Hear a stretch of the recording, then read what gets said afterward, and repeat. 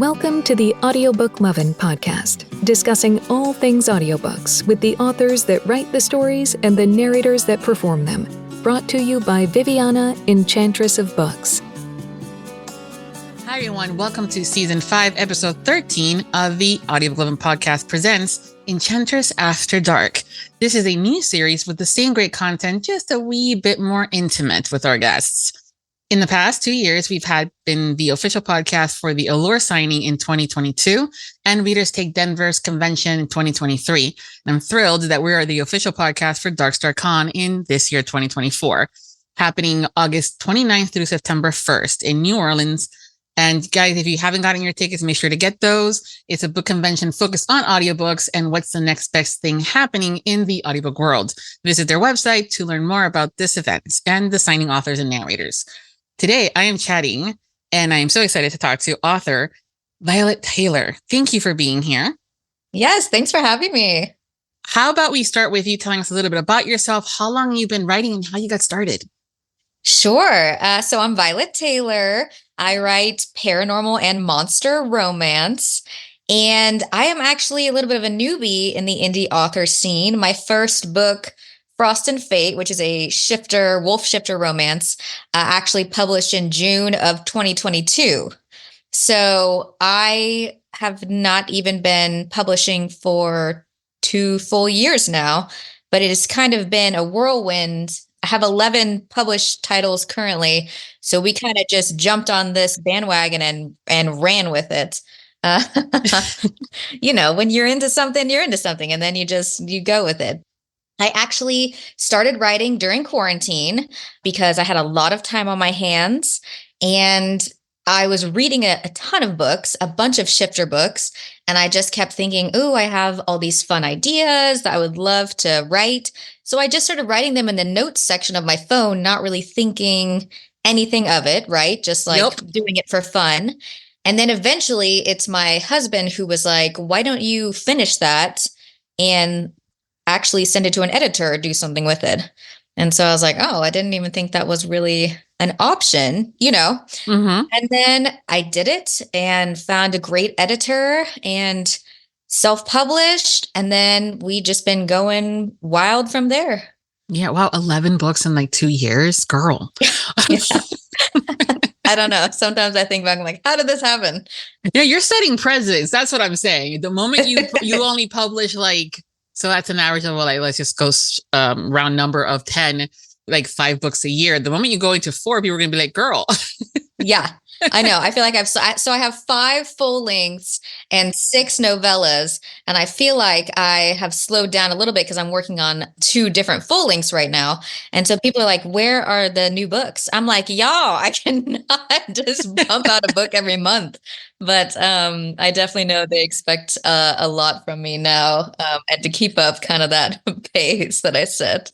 It's been interesting because it used to be more on the traditional published side, which was how we got books 10, 15 years ago solely. We had to wait sometimes not 6 months, but years to get that next book. And we were okay with it because there's other authors. Fast forward with the indie world, which is fantastic.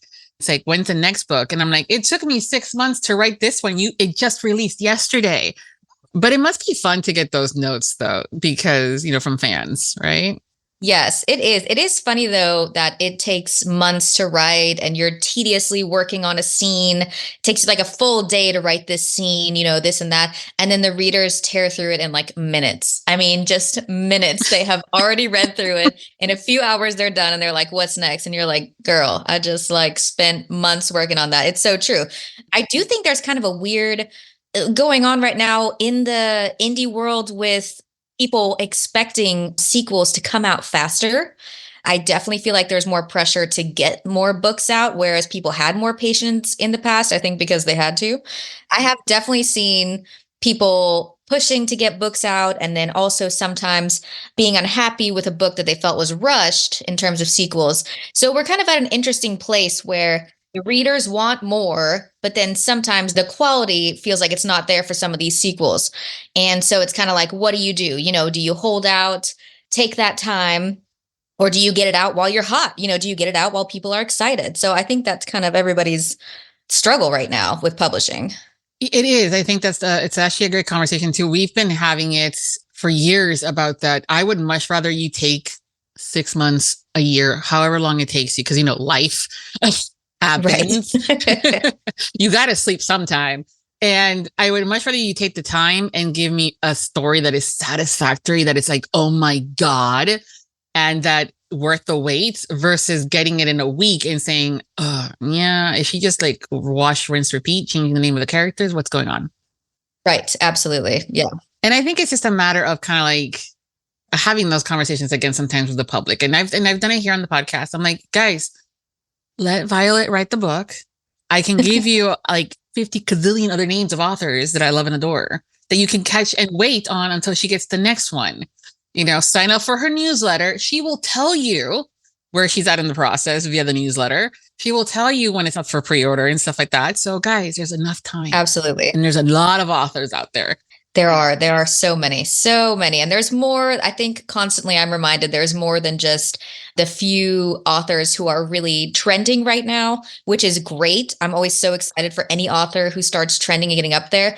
But it's a great reminder that some of people's favorite books are still authors you've never, ever heard of, that are not in the bookstores, that you can only find through the friend of a friend, through the word of mouth out there. Absolutely. And there's sometimes where I'm going, who? Yeah. And then my friends, like, they're shocked. I'm like, listen, I'm the Enchantress. I'm not almighty. Okay. Right.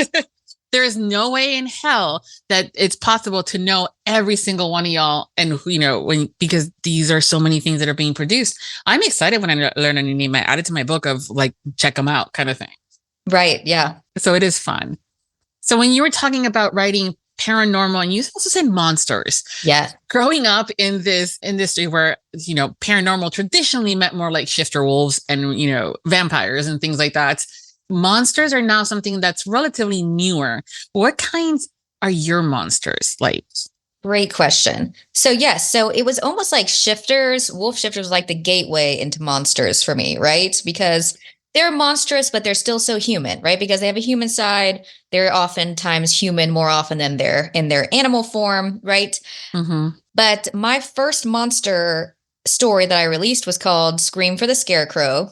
And it was a cursed scarecrow in a pumpkin patch on Halloween. It was very dark and very spicy. It was kind of when I made the jump into, my shifter series is the Chosen Shifter Mates. It's a little bit lighter. It's more tropey, happily ever after, all those good feels you get from the Fated Mates, wolf shifters, they love their women. They're obsessed. They worship them, and then Scream for the Scarecrow was my first real monster and real dive into dark romance. So that was my first monster, was a scarecrow. And then from there, we jumped into a vampire. We've done spider monsters. We've done demons. We've done a frost god. They just keep getting a little scarier. And somehow there just keeps being more and more partners in the books. I don't know what happens. Every time I write something, I'm like, maybe we need to add one more to the group. Maybe we need one more monster or at least appendage in the story. Yeah. And from the monster's perspective, they're not shifting into humans. They're staying in that form throughout the entire story. Yes, they are monstrous monsters is what they are. And women that fall for them, they fall for their monster form and everything that entails. I saw one time that there was like a spider one out there and I was like, you're cute, but I tend to, go away when I see a spider. I think monster romance is something that everybody's always surprised by what they're interested in, because I've seen so many covers or just art or things that I think like, ooh, or I don't know about that. And then you read it and you're like, oh, okay, maybe I am into this obscure, monster creature, dark entity, whatever it may be. So I like that monster romance. I feel like when well done can pretty much sway you to be into anything. Yes, it definitely. I mean, I remember when a few years ago, it's been almost, wow, goodness, I think it's been 10 more or less. The first time that there was a book and it was something with the Tyrannosaurus or with a dinosaur of romance. And a lot of us were going, are you fucking kidding me? Really? I mean, this is set back in the day of caveman and women, stuff like that. And she is having relations and falling in love with a Tyrannosaurus Rex. And I'm like, he could eat you, not in a good way. And now fast forward, we're having, you know, all these different kinds of monsters. And I'm going, okay, it's developed. And That's so true. I feel like we have like these subcategories now where I try to make sure with my monster romances, more than anything, they're very spicy, right? But I try to, even in the novellas, make sure there's good character development, there's a plot, there's some kind of plot twist, and there's a resolution, right? But I do think there is a sub genre of romances, not even just monsters, all kinds of obscure creatures and inanimate objects that's specifically just, I mean, purely ridiculous in so many words, and people just love it. And it wasn't, the writer didn't write it with the intention of being like the next bestseller or winning any prizes. It was just like the author one day was like, I wonder what would happen if I wrote about like a door or a door. Right. Yes, everyone's thinking about the door. Yes. And I think that's so funny. And I think that's such a fun, quirky little genre that we have going on right now where people are like, you know what? Why not try reading about this raptor romance, you know, or diner romance? I don't know. There's so many funny ones out there, but those always make me laugh. I've heard about the one that there were shifters, but they shift not into animals. Well, technically, yes, but they're balloon animals. Yes. I've also heard of one where they shift into bread. So they like, one of them turns into like a croissant. I don't know. I couldn't, like, there's so many. So I think that's a fun genre. Like they were just written. I mean, I would assume that, I mean, maybe the author was very serious about them, but I would assume they were written just kind of with a, you know, kind of like fuck it attitude. Like, let's just see what happens if I write about some croissant shifters or, you know, whatever they wanted to do, which I love. I think there's all kinds of really fun, unique reads out there right now. There is, yeah. And one of the things I love about this community is that we don't yuck anybody's yum, regardless of what that is. And not everything's our cup of tea, and that's okay. I'm always like, no, oh my God. Like when my friend tells me about this stuff and she's really into dark romance and I'm on that, not so into it in the sense of the topics and things, but she's telling me about this and I'm like, I get excited because she's excited. And so that's where I'm like, yeah, you listen to this, whatever makes you happy, and you read. If it brings you joy, go for it. That's so true. I think people really forget, especially aspiring authors, that there is a reader for everything. I always tell everyone that there's a reader for everything. There's a reader for the door romances. There's a reader for dark romance. There's a reader for the light and fluffy. Like I always, when people are like, oh, I always want to write a book, but you know, I don't want this, or I'm afraid of that. I'm like, just do it, because it's possible you find a whole group of people that aren't into your book, right? They just like this, they just like that. But I really believe there is literally a reader for every type of book, every type of genre out there. And I think it's a good reminder that even though some books are more popular than others, the readers are out there. And sometimes the people not talking about books, it's because they're into maybe the more obscure, what we would be considered like weirder or less common, you know, kinks or, you know, creatures. More taboo, yeah. Yes. And just because they're not being as vocal as some of the people on social media doesn't mean that there's not a whole audience of people who would love to read that type of book. On that same level, because I've been seeing this lately, is that it seems that sometimes some of you guys, and I understand it, if it's not a big influencer, you know, on social or a reviewer, you think like it's never going to get seen, or no one's talking about it. And I'm like, well, no, there's so many different sides to, for an example, book talk. And that's not just the one representative of, you know, what that, you know, group looks like. There are people talking about, you know, these books, and whether it's, you know, someone that has 5 followers or someone that has 10, I know you guys appreciate every one of them and should appreciate all of them. Absolutely. That is so true. And while sometimes the larger influencers can get more reach, usually with the smaller influencers, you just get such genuine reviews. And there's so many times they really take the time to talk about the book and show things off. And they're so grateful when you interact with them. And I feel like that is oftentimes more satisfying than seeing your video on a big influencer's post or things like that. It is, yeah. And I know sometimes from a business perspective, the thought is, oh, bigger influencers, bigger, you know, larger number of people that could potentially be reached. But the reality of it is it's a ratio. If you have 1 million followers, but you're only reaching and the engagement's at 100, that's not good. No, Versus if you only have 5 followers, but all 5 are engaged, that's good. That's the one that you want. And Right. I think authors are now starting to realize that, and hopefully they are, because if not, it's more conversations we're having. And it's true. I mean, when we love a story, we love it and we're sharing it. I mean, I gifted 2 books to 2 coworkers of mine that are friends as well. And that was their Christmas present. And it's just like, that's what we do. We just continue to gift each other. Yes. With the monsters and the paranormals, where do you get the ideas for your stories? That is such a great question. I have more ideas than I have hours in the day. Like I have endless lists right now of book ideas and things that I would like to write. I think I always grew up loving magic and fantasy and, monster movies and horror. And I love Halloween. Halloween is like, I'm like a Halloween year-round kind of girl. And I have no idea. I think it just shows up in your brain and then you just write it down. You decide whether that's the one you're going to jump on or that's the one you're going to save for later.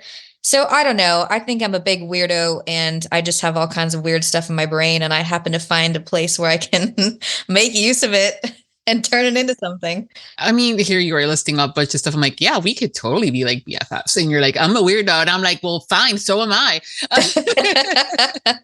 Love it. Love the weirdos. But so are you the kind of author that does the plotting or the pansters? Do you start writing, okay, I'm going to write about a biker who happens to then, and then you decide that he's going to be XYZ? How does that process work for you? So I'm like a rough outliner. So I usually know what type of characters I want in the book, like specifically for monster, like I would know, okay, I want a scarecrow and I want a main female character, right? And then I'll say I want it on a pumpkin patch and I want the story to take place in one night. And then usually if I have any really strong, like of the sex scenes, like spicy scenes that I want to do, I'll go in and kind of make notes of those. Like imagine, if I specifically want them to do it in a certain place or that, like I'll add little notes of that. And then I will have the conclusion. I know how the book is going to end, which has changed before. But for the most part, I know how it's going to end. And then I basically just start writing and let the rest fill itself in as I'm writing. So I do a bit of both. That actually makes really good sense, though, for those that are trying to figure out. Do you do the insert sex scene here and then get to it later? Or do you continuously write and you're like, oh, they're about to have sex. Let's go. I usually continuously write. There has been a time, if it's in a full-length novel, and some of my books have so many spicy scenes, if I have already written like a spicy scene that day or two, sometimes I will take a break from the spice and come back to it the next day, just because it can be extra exhausting to do the spicy scenes. Like in my book, The Wrath of Roses, which is a dark Beauty and the Beast reimagining that has Belle, the Beast, and Gaston. There's just so much spice in that book that occasionally I could hit like 2 or 3 scenes in like a day or two. And so sometimes you have to just nip that and then come back to it when you're not so like sexed out that day. Because it's exhausting. Yes. Yes, it really is. Yeah, especially when you're drawing. I can imagine that it should be, especially when you do the monster side, like if they have any extra arms or appendages and you're going, okay, where was what? Oh, yeah. Or like reverse harem style, like ours for Halloween. I'm like, okay, this one's got wings. Is he using them? This one has tentacles. Where are his tentacles? Well, this one is using his, super tongue or whatever. You're trying to plot like, where are all these appendages going? And do I have enough holes in what's realistically happening here? Yeah. You're like, let me take a step back and see, because there's a whole lot of chaos going on with that many monsters in one spicy scene. Yeah. As much as we all like, ooh, I would love that. I'm like, would you though? I mean, in real life, so many people in the same bed. I'd be like, I think about that. I am like, I write that all the time. And then I'm like, if they showed up and was like, let's stuff every hole with all these crazy, oversized everythings, I'd be like, you know what? I might have to take a step back for a minute. Need to stretch for a minute or something, I don't know. Get a drink. Yeah, it seems great. Yeah, I'm like, I'm not hydrated enough for this. Yeah, I'm not stretched enough for this. Yeah. Definitely. Or I'm like, I'm just tired. I've been working all day.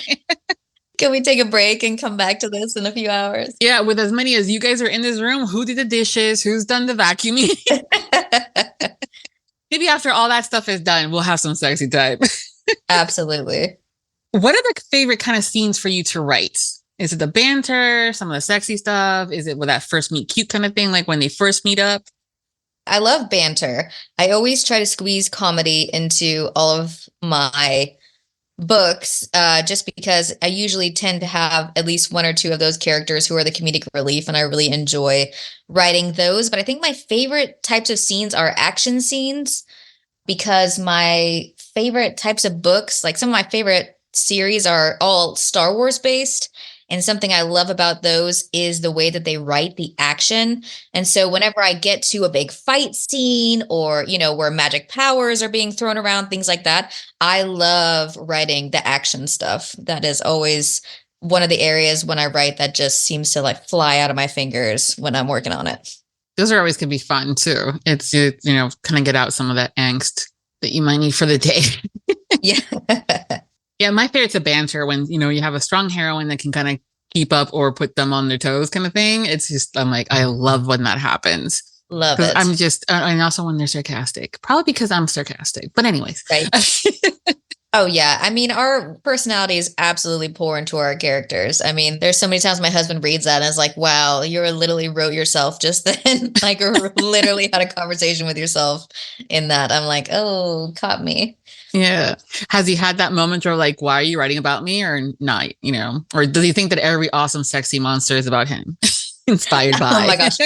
He is actually the funniest. He always tells everybody, whenever he tells them that I write spicy books, he's always like, I'm the inspiration for everything she writes. So every time you read a really good scene, like I was the inspiration behind that.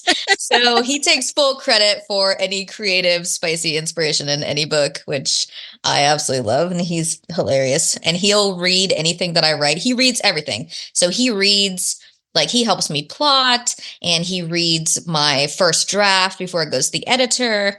He helps me proofread. So he reads everything. And I really enjoy that he's so open-minded, even though sometimes he reads things and he's like, I trust you that there's readers that are going to like this, but he's like, but for me, this is crazy. I'm like, yes, it is. But yeah, he's very accepting of, anything that I put into. I'm like, okay, I know this is going to be weird for you, but the readers are going to love it. He's like, oh gosh. It's so sweet though, but also, respectfully sexy as hell when they support you. Yes. And they are part of that process instead of saying anything negative about it. So I saw someone once who they were asking the author, like, has your husband ever read any of your books? Someone who writes dark romance, and they were like, no, he's never read anything. I think it'd be outside. They were like, he's not really a reader. And I was like, oh, I'm just so glad that I have someone who is willing to read, because it really does make the whole thing more fun.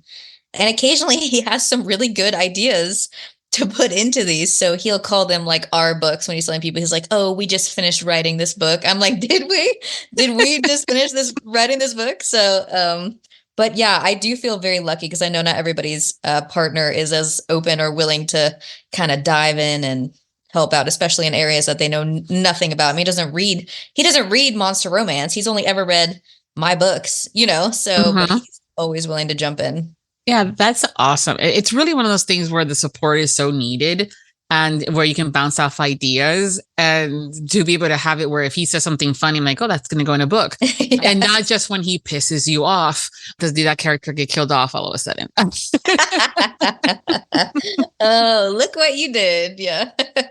He's like, hey, didn't we fight about this last week? Yeah. He's like, wow, we had this same fight. He's like, oh, that guy dies. Like, oh, convenient. Got his manhood chopped off. Don't want that to happen. Yeah. Well, he learned, didn't he? Yeah. Is there a genre that you want to write in that you haven't yet, that you're thinking about going into or wanting to? Well, so I don't really write anything contemporary, and I don't really have any desire to write contemporary. I don't read a lot of contemporary, which I feel like is something that I could dabble in. But I really feel like if I jumped into something totally different, I would do YA. Because I grew up reading so much YA, like the Mortal Instruments series, or like Hunger Games and Twilight and all of that, that I do think if I ever got like adult contented out, spiced out, that it would be really fun to jump into YA for a while and just create a whole new world there. Yeah, I can see that with the fantasy and the magic, and then not have to worry about insert sex here because, YA. Yeah.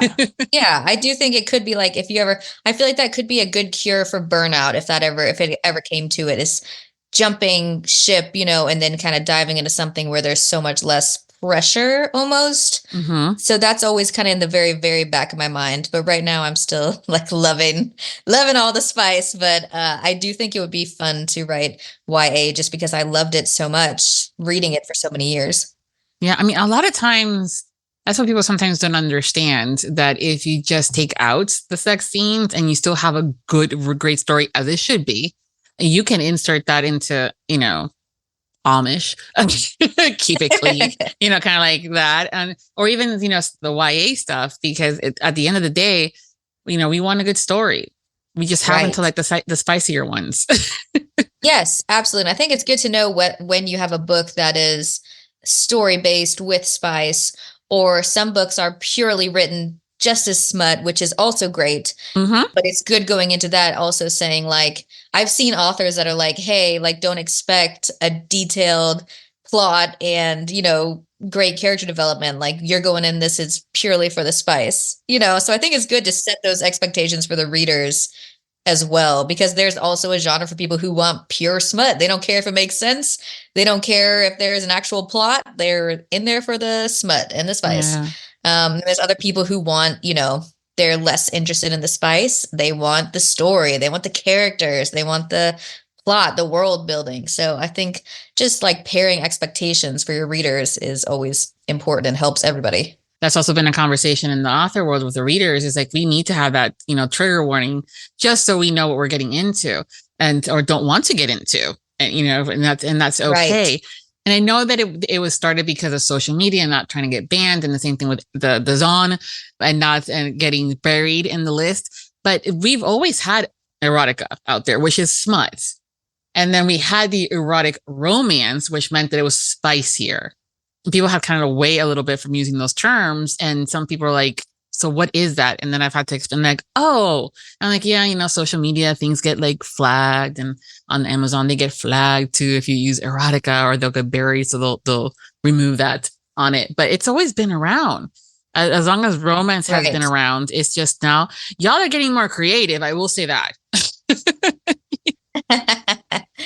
I think being able to self-publish has really opened the world of romance too. I'm sure other genres as well, but because back in the day we would have to get picked up by someone, we would have to get approved by someone, and some of these smaller niche stranger, monster, door, whatever it is, might not have ever gotten picked up. It's changed it, because I know when I started writing these books and trying to explain them to my mom, she was kind of unable to imagine anything except for like the old school Barnes and Noble, like long flowy hair, shirt, like ripped open, yes, exactly. Like romance books. That is all she could think of.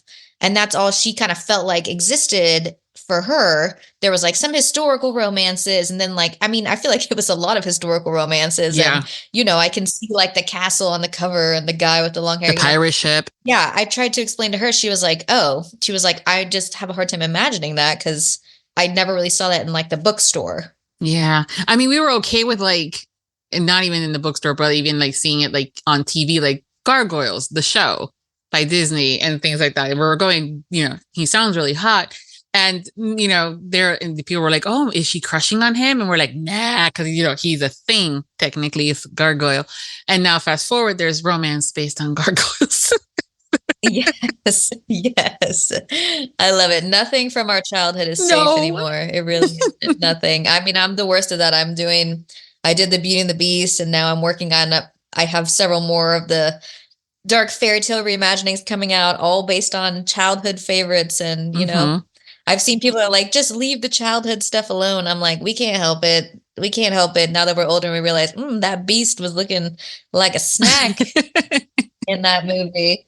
Now that I'm older, I see, I like him a little more beastly, so. When you mentioned the Beauty and the Beast retelling, I'm going, but did she have a library? Oh, yeah. Oh, absolutely. Oh, the library. And there's some spicy library scenes. Yeah. Oh, yeah. Oh, yeah. And it's just one of those things where we were like, go ahead. The amount of stuff that was adults that was put in kid stuff. And now we look back on it and going, yo. Oh, so true. So I'm like, but we weren't that innocent. We just didn't know any better back then. Yeah. That's absolutely true. They were asking for us to write these by putting those hunky monster men in all their muscles in our TV shows and movies. What were they thinking? They were molding our minds without realizing it. Now we're older and we realize we can write 18 plus things and bam. There you go. There we go. Yeah. Now with audiobooks, do you listen to audiobooks? I do, yes. So when you're in the process of writing these stories and stuff like that, are you going, I'm going to get these in audio? How is that process for you as far as, yes, I'm going to do it?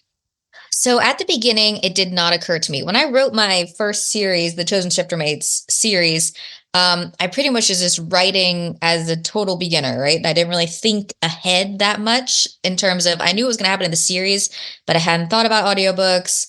I hadn't really thought about writing to market or advertising on social media, all of that you sort of have to learn and adapt to get that kind of growth. But once I decided to do audiobooks, I pretty much ran with that. I got the first 3 books in the Chosen Shiftermates series recorded, which all recently released. I had those recorded by Stella Hunter and Ryan West, which was my first experience. And I picked those narrators because I had heard them in other things. I didn't do auditions or anything like that because I basically heard them and knew I wanted them. But it was kind of a new experience because I hadn't listened to a ton of audiobooks, but those are my favorite at the time.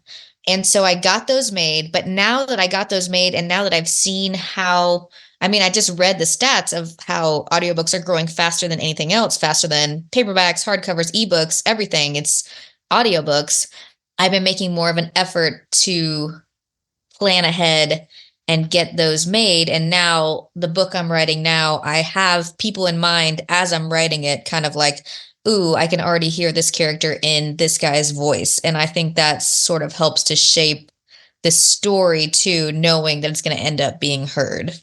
So that means that you're also kind of shifting a little bit the writing style as far as reducing some taglines, having the dialogue be a little bit more out loud. Yeah, it was definitely a little bit of a rude awakening to hear my writing as an audiobook, especially my first book, because some things that I thought were so great on paper, hearing them out loud, I was like, cringe.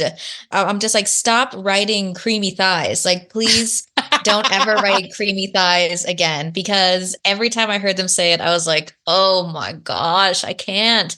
So that has been interesting, thinking of how things are going to be heard, which obviously I didn't think of at all when I wrote any of those books.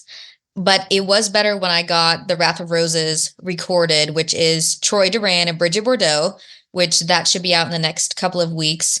That one was written more with the intention of kind of going wide and getting it in audio. So I really enjoyed listening to that one this time. I thought it was a lot easier to listen to versus being critical of the other series because I had not intended that. But it is always still so uncomfortable to listen to the narrators do the spicy scenes. No matter what happens, every time I find myself like squealing of embarrassment when I make them drop the C word or do some real raunchy stuff, I find it fascinating how we as human beings are so probably like sex averse when it comes down to like our sexualities and having some normality to certain things. And we're okay with eyeball reading it and writing it, but saying it out loud, we're like, Rrr. Oh yeah. Like I get squeamish, like listening to my own books being read. I'm like, dang girl. I'm like, did you write that? Like, what were you thinking? I'm like, with Wrath of Roses, I'm like, poor Troy, because there's so many spicy scenes. And I'm like, I can't believe he had to say that. I can't believe he had to say that out loud. So that is still a part of audiobooks I'm not used to, is having to proof the audiobooks and listen to them actually say what you wrote and think, damn, you're a freak. That's a lot. Yeah, there's something very different about hearing it versus reading it. Yeah, it's just different senses and things like that. So Wrath of Rose is the one that's coming up, you said, right? Yes, The Wrath of Roses is coming out. It's done. I'm waiting for the audiobook cover. And then as soon as I have that, I will be posting it. And then, however long the Audible gods decide it will take to come to our ears to be listened to, it will be out, which I'm so excited for because Troy and Bridget just nailed it. They're like a dream team together. And I love Bridget's voice. It's a little bit like, it can be soft and sweet, like kind of how you would imagine Bella, like from the Disney side of things. But then also she can really get down and dirty if she needs to. She can. I love her because she is super animated. I mean, she does not hold back with anything, which I know everyone has their preference. And some people like a more straightforward, traditional, traditionally narrators weren't as animated. It was kind of just like looking for a clean, clear voice. But I love that Bridget is so animated. And I got this book done in duet because I wanted to hear all the men's lines in Troy's voice because, I mean, I don't know if you've ever listened to Troy do anything. It's like instant panty melt, right? I mean, like his voice is incredible. No, for real, like every time. So I did that, but I will say that I miss hearing Bridget as a man because I have listened to books where she plays the man. He is like a hotter man than the man playing the man. Do you know what I mean? No, totally. I totally crushed on some of the girls. Yes, Bridget can crush those men's voices, but I always prefer duet narration. But I will say, if I ever had to do a duel, I would pick Bridget because those men voices, chef's kiss, so good. Yeah, there's been a few times where I've texted the narrator and I'm like, I've had to remind myself that A, I'm straight, and B, that you are not a guy. Yes. Sometimes it's so easy to forget. And I love that when you're listening and you forget that it's like a woman doing every voice, like that is such talent. I mean, same goes for the men when they're reading the women's voices and it doesn't pull you out when someone like Troy suddenly starts saying, oh, I don't know. You know what I mean? Like the fact that he's able to pull that off and not make you instantly start cackling because he goes from like growly, gravelly voice to like woman, like that is just real talent in those people. It is. I think it's one of those where now specifically more so than ever, because I don't want to say competition, but I think that there's just the volume of narrators has increased a whole lot. And, we're like, we want quality. We want to be able to distinguish between the characters and the different accents, but also I don't sound like a Valley girl as a girl. And sometimes some of the male narrators can kind of go there thinking that they're doing something with their voice. I'm like, you're going Valley and that's not sexy. Right. I recently held auditions for Ours for Halloween, which is a novella, but it's a reverse harem monster romance. And it was my first time auditioning anyone because for the other ones, I knew I wanted Stella and Ryan. I knew I wanted Troy and Bridget. So I just specifically like made them offers, right? But this is the first time that I listened to auditions and it was so eye-opening because I knew like instantaneously whether they were going to be the one or not when I started listening to the auditions. And even if they all had incredible voices, like it's all about what was in my head. Before I started listening. And so I thought that was so different hearing how everybody got the same material, but it came across so differently depending on every narrator. Yeah, the interpretation of the words. I mean, you've probably seen that meme where depending on how you say it, it can mean so many different things. And it's the truth. And so having that information, do you provide the narrators with like specifics, like when he gets nervous or when she gets nervous, she talks really, really fast. This one has a lisp when, that comes out when he's really pissed off and stuff like that. I don't go into as many specifics. I don't think I do a character sheet where I give them as many details about each character as I can. That kind of gives an insight into their personality. And then I do pronunciations for everything that I think they'll struggle with. But as for anything else, unless it's very specific, I really leave that kind of open to them. And thus far, I've been really happy with how everyone's nailed it or how it's been different than what I imagined, but like, I really enjoyed it. So I didn't have them re-record it because I enjoyed their interpretation of that scene or moment. It's hard because you're like, that's my baby. That's your book. That's your I baby. know. It's so true. And you're trusting other people with it. Mhm. It's hard. Well, I'm glad that you've been having such a good time getting your titles in audio. I think that's very important for all of you as authors to really enjoy that process. However it is that you guys are involved. Because some people are like, they'll hire teams. Others are like, no, I'm like picking and choosing and I hired the editor kind of thing. So. Right. Yeah, I did. I went through ACX for the Shifter Mates books and talked directly with Stella, who kind of handled everything. But then I went through Troy's company, Darkstar, to do the Wrath of Roses and had them contact Bridget and get all of that together. And then I also went through them for Ours for Halloween to send the auditions. And I did specifically say for those that I was open to less well-known narrators, because I think there's a lot of good people out there besides the same 5 to 10 that we are hearing on every single book right now. And that was a lot of fun. So we ended up, I don't know if you're familiar with these two, but I ended up choosing Michael Gallagher. Michael. And MK Blackwood. Ah, okay. Yay.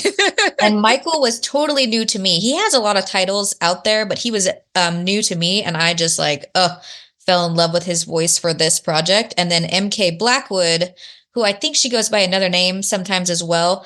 I heard her voice and was like, oh, she's the one. So they are going to be recording in the next month or so for this, which I'm so excited for. But they were newer to me, especially her. I had never heard either one of them on anything. And that was a really fun experience to go in kind of blind and find some people who to me were new and less on every title out there right now. Yeah, I got the chance to meet Michael at a lore. Gosh, it's been now 2 years. And like we just started this year, and it seems like it's been forever. And he is so talented. And MK, I actually have her February 5th, I think, is when she and I are going to get together because she's going to be at Darkstar. Yes, I'm so excited. Yes, she'll be there. Bridget will be there. Yes. I met Troy, but I haven't met Bridget, and I haven't met MK. I know Michael's not going to be there, but I'm so excited that they're going to be there so I can actually see them in the flesh. Yeah, Bridget's awesome too, in person. You could just tell. I'm like, I feel like everyone's like, we could be best friends. Anyone who sees Bridget do anything is like, we could be best friends. I'm just sure. And then MK, I can't wait because her voice is so unique and beautiful. And then Michael, I wish he was there, but something about his voice, it's almost like even when he's speaking full volume, it's like he's whispering in your ear somehow. Mm-hmm. That's what I kept telling Travis. I'm like, it's like he's whispering in my ear, even though he's not whispering. Like he's speaking full volume. It's so intimate. So I just think it's fascinating listening to everyone's unique styles. But yes, I can't wait to see Bridget and MK at Darkstar. It's gonna be so exciting. Now, is this your first convention and signing, or have you been to others before? This past year was my first year of signings. I kind of jumped around and did some smaller ones like Sinful Signings in Virginia. And then I did Love in Vegas, which was like a total opposite, pretty big, experience. So I kind of got to jump around and experience a little bit of everything. And then I have like 5 or 6 signings for this upcoming year set up. So this will be a much busier signing year than last year was. But I'm very excited. They're almost all new to me, with the exception of Sinful Signings, returning to Sinful Signings. The others are Darkstar is new, obviously, because it's first year, Books, Gowns, and Crowns, Authors in the Bluegrass. So lots of fun new shows that I've heard lots of good things about, and I'm very excited for it. Yeah, and I know that as an author, you guys are always excited about meeting fans. Yes. It's always, I'm meeting those people that have been raving about your work, and you're going, oh my God, that's you. And you're like, yes, who? Oh my God, that's you. That's so true. Like social media has made it interesting too, because people on my ARC teams, I am in correspondence with them. I see them. We're chatting about this and that. And then they show up at an event. I'm like, oh my gosh, I feel like I already know you, even though we've never met. So I love that. I love a chance to get to meet especially people on my ARC teams, people that I know on social media. And then in general, just people who show up saying like, I loved your book. I'm like, oh my gosh, this is so weird that this is happening. I'm always surprised. Yeah. And I know that with Darkstar being a bit more focused on audiobooks, there might be some listeners that are thinking, so I'm not going to go. The reality of it is that there's a focus on audiobooks, but it's still a signing. So if you love New Orleans or want to use that as an excuse to go and be there, I've never been. Oh, exactly. I have, but that's saying like there's been times where I've selected an event because I haven't been there at all before. right. So I'm sure that there have been several people that have not been to New Orleans, and this is going to be an event where you still get to hang out with like Violet, even if you are not into audiobooks, or you may want to consider getting into them while you're there. You might discover your new love of audiobooks while you're at Darkstar. Yeah, and I think too, a lot of people enjoy now, if you have a favorite book, like I would say the Dark Fae series by the Twisted Sisters is what got me hooked on Troy's voice, right? Because I listened to that on audio. I think it'd be fun if you took your copies and got them signed by the narrators as well, which is something that you don't normally get access to because we don't get to meet them very often or even see their faces. So that can be fun. So like anyone who comes with my book, The Wrath of Roses, they could get it signed by Bridget and Troy while they're there, which I think is a really fun, unique, and me, so I think that's a kind of a fun, unique Definitely experience. you. Yeah, definitely me. First stop, my table. Second stop, Troy and Bridget. But I think that's kind of a unique offering that we don't get very often. Yeah, it isn't. I think now there are more and more events that are accepting and inviting of the narrators, but to be able to have them all in one collective and have you guys there as well is going to be really awesome. Yes. Yeah. I think it's going to be a really unique, cool experience. It is. And of course, beignets. Of course. We can't forget beignets. Yeah. Messy as hell, but so worth the mess. So worth it. I know. So if you can try not to suffocate on powdered sugar, you just got to not breathe in. Don't breathe in when you take a bite. That's the ultimate trap because you will die of powdered sugar inhalation if you're not careful. Yes. Yeah, it's a fun city to kind of discover and go around, and it's lots of fun. One of the things I do on this podcast to not only get to know you guys better, but also just have some more fun is play games. And so one of the things that I love to do is play 2 truths and a lie, where you tell us 3 things about yourself, and because the listeners are playing along, at least in my head, try to figure out which one's the lie. Okay. All right. So what are your 3 things? Okay, 3 things. So first, I got married in a castle. Second, my Hogwarts house is Slytherin. And third, spiders are my biggest fear. Okay, so you got married in a castle. Yes. Your Hogwarts house is Slytherin, and you have a deathly fear of spiders, but we'll still write sexy things about them. Okay. Yes. That is definitely one way to conquer your fear if you had that. Yes. Okay. All really good. See, I can totally see you having Slytherin. So I'm going to think that's the truth. So the lie is that, because I can also see you getting married in a castle. Hold on. I'm going to say that you're afraid of spiders is the lie. It is a truth. I did not get married in a castle, but I did get engaged at Neuschwanstein Castle in Germany. Nice. It's all in the detail, folks. It's all in the details. It is. So that was my lie. I am deathly afraid of spiders, which is why it shocked me more than anyone when I wrote A Web of Lust and Sorrow, because it's a spider romance and I don't like spiders, but I'm going to butcher this so badly, but there is a lore of Joragumo, who is the shape-shifting spider and woman of death, right? Mm-hmm. And once I learned about it, I was like, I had this idea and I was like, I have to write it. And so it was extremely weird to write it, but A Web of Lust and Sorrow ended up being one of my favorite things that I've ever written, ever. It's a novella and I love it. I love it. I did shoot myself in the foot a little though, because there's some twists and turns in there. And I, for the life of me, cannot figure out how to market this book without revealing things. So if you just like good monster romance, go read A Web of Lust and Sorrow, but I can't hardly tell you anything about it. But yeah, so that was shocking that I wrote a spider romance, but actually ended up being one of my favorites ever. Yeah. And I think also too, your excitement just sells it on its own. If you're that excited about something that you do not like spiders, it kind of makes me want to go, I want to know what she's so fucking excited about. So true. I did have someone give me a low review And they said like the book was amazing, loved it, spice scenes were great, this and that, love the twist, love the plot. They're like, I'm just taking away a few stars because there were spiders and I don't like spiders. I was like, what? Why? You knew there were spiders going into this book. There's no surprises. I mean, it's a web. So yeah, see, reviews like that are a completely different, it's like an entire whole episode. I know. I'm like, okay, give it a chance. Even if you hate spiders, I think you'll like it. That's what I'm saying. Because I liked it. You don't like them and now you're writing about them. That's saying something. That should say something, right? Yeah, absolutely. Because you're a first-time guest, you don't know a whole lot. As far as the patrons, we play a game of like, would you rather? Because I love making you guys pick between two things.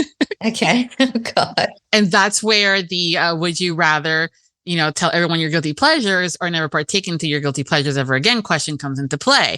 And usually y'all tell me what those are. And it could be anything from they're like, it's so boring. And then, or they're like really spicy, but they never tell me what it actually is because that's, not part of the question. And the running joke is it's okay. The next time that you're on the show, we're going to talk about those guilty pleasures. So we're going to talk about your guilty pleasures. Great. Can't wait. Well, think about it. Either you tell and talk about it or you don't ever do them again. Which one would you choose? Yeah, no, I would still want to do them for sure. Exactly. So and that's part of the whole like wanting to tell us. So what is your guilty pleasure? Oh my gosh. I probably have so many. I'm so weird and I do so many weird things. One of the weirder ones, I think this counts as a guilty pleasure, is I have a weird obsession with watching the Great British Baking Show as like a comfort watch for me. So I spend an excessive amount of time watching the Great British Baking Show, which I don't know if that is a normal thing that people enjoy or not, but that would probably be one of my guilty pleasures that I watch all the time. I really enjoy eating Asian food, especially Japanese food, but I eat my food with my chopsticks still attached at the top. That is something that I probably should be embarrassed about more. Oh, I do the same thing. Okay, great. Oh, that makes me feel better. Because if not, I just can't eat, and your girl loves to eat. Yeah, I'm not very, I've done it, but for like the bigger pieces. But like when it comes down to rice and things like that, I'm like, even the practice, I've practiced it. There's the trick where you put it and things like that. And I'm like, yeah, you know what? Food should not be stressful. No, it should not. It should be eaten. And enjoyed and, guilt-free, but I get it. So yeah, me too, girl. I use the things there. Yeah. Okay, I love that. I call myself a Hermione worshipper, but in reality, I actually have just read Manacled, and it's just that I spend almost all day, every day telling people to read Manacled and talking about Manacled and thinking about Manacled because it has basically taken over my entire life and personality, and I think it'll be my favorite book forever until the end of time. Mm. I don't know if you've read Manacled. No, I haven't, but I added it to my list. Okay. It's so good. It's that, I don't know if you know, it's like Draco and Hermione fanfic meets Handmaid's Tale. Oh, boy, that is so dark. It's very dark. It's by Caitlin Yu. It's super long, but yeah, love it. It's my favorite thing ever. Those are great. Okay. Guilty pleasures. Basically, I'm just a nerd is what that boils down to. That's it. So it's fine. The other thing is you guys have gone rogue on me a few times by flipping the script and asking me a bunch of questions. Troy did that to me too, by the way. And I was like, sir, this is not happening. And he just continued. And I'm like, Troy, seriously, dude, no. He would just power through all right, you are answering. Yeah, he's like, but I want to get to know you. And I'm like, we can talk afterwards. This show is not about me. It's about you. But you guys have done it often enough that I'm like, you know what? I'm going to add it as a segment of ask me anything. So do you have any questions to ask me and I will answer? Oh, you know what? I would love to know in terms of books, because I assume you enjoy reading, listening. You're a book lover, correct? Mm-hmm. Yes. Okay. So if you could live as any book character for a day, who would it be? Oh my God. drop that on you. Yeah, it is. No, like that is really a great question. There's so many. That's the thing. You guys are so good at what you do that you kind of just fall in love. And I'm like, A recent one that I found rather like, ooh, kind of like, oh, that's kind of like home was, it's a series by Molly Harper. It's paranormal because they're witches. And in one of those things where she didn't know she was a witch until she, an aunt dies and then they're going back into it, but she can talk to ghosts and she can make things appear and disappear. And then there's a couple of other ladies in the town that are also, they become friends and now they're also witches. And I'm going, that'd be kind of cool to inherit an old house full of ghosts and trying to figure that out. That would be an adventure. And it's like, okay, I think that that's a recent one, but I mean, there's so many characters that you're going like, how else can I do things? But that book is called Witches Get Stuff Done. And it's narrated by Amanda Ronconi and Teddy Hamilton. And Amanda does this great thing where you completely get lost in the story. Sometimes even when like Teddy was popping in, I'm like, Teddy, why are you interrupting? Let Amanda read the whole book. I'm fine with it. That's so funny. That's how you know she's good. Yeah, exactly. But that was one of those where I'm like, off the top of my head, I would totally like, I could move into an island and inherit a house and everything's paid for. I just kind of have to stick it out and deal with ghosts. Absolutely. I love that. That's fun little things here. Okay. Can I ask another one? Oh, sure. Okay. Wait, I have one more. It's book related because I thought you might say something like this when you answered that question, but you didn't. If you could have a spicy times with one book character, who would it be? Or one of them. I won't say this is the only person or creature or whatever that you would want to have spicy times in a book, but who's someone from a book you've read that you're like, I wouldn't mind trading places with the main character for a bit. I know, right?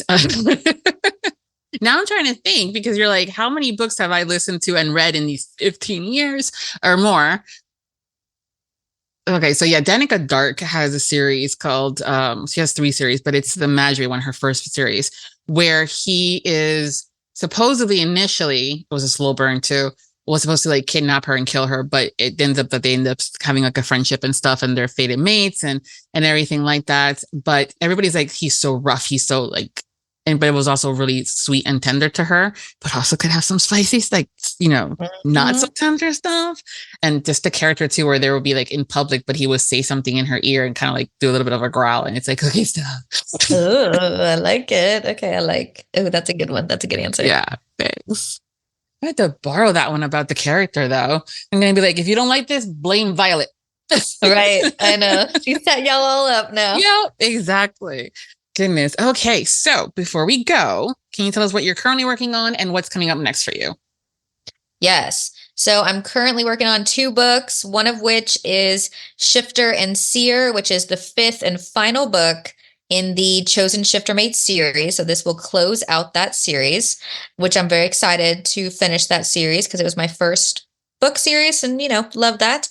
And then the other is I've only announced on my Patreon so far, but I have a new dark fairy tale reimagining coming out that is called Cruelest Kiss and Fairest Blood, which is a dark Snow White reimagining. So you can expect both of those to be coming out midsummer. And then you can expect The Wrath of Roses and Ours for Halloween to be out on audio in the next couple of months. I'm excited. Yes. Because those get added to my to be read list and to be listened to list, hopefully, Yay. too. Well, thank you so much for being my guest. It's been so much fun hanging out. Yes. Thanks for having me again. It was awesome. Yeah. If you're not following Violet on social media, don't worry. I will give you guys all the links. You guys don't have to go hunting for it. That you can find that and all the stuff, a little bit what we talked about, some cliff notes of sorts and all the books. That way you can add them to your to be read list or listen list over at Viviana Enchantress of Books.com. And don't forget to get their Dark Star tickets, guys. Visit their website, www.darkstarcon.com and to learn more. And again, grab your tickets. And until next time, happy listenings. Thank you to all of our Audiobook Lovin Podcast Patreon.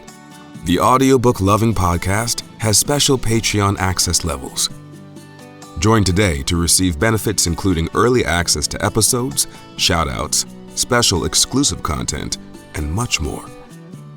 Support the podcast by becoming a Patreon at www.patreon.com/audiobookloving. We thank you for your support. Thank you for joining us on the Audiobook Lovin Podcast, hosted by Viviana, Enchantress of Books. For links and more information discussed in today's episode, previous podcasts, or the Audiobook Lovin series, please visit our website, vivianaenchantressofbooks.com. If you enjoyed today's episode, please leave a positive review wherever you listen to our podcast. Until next time, happy listening.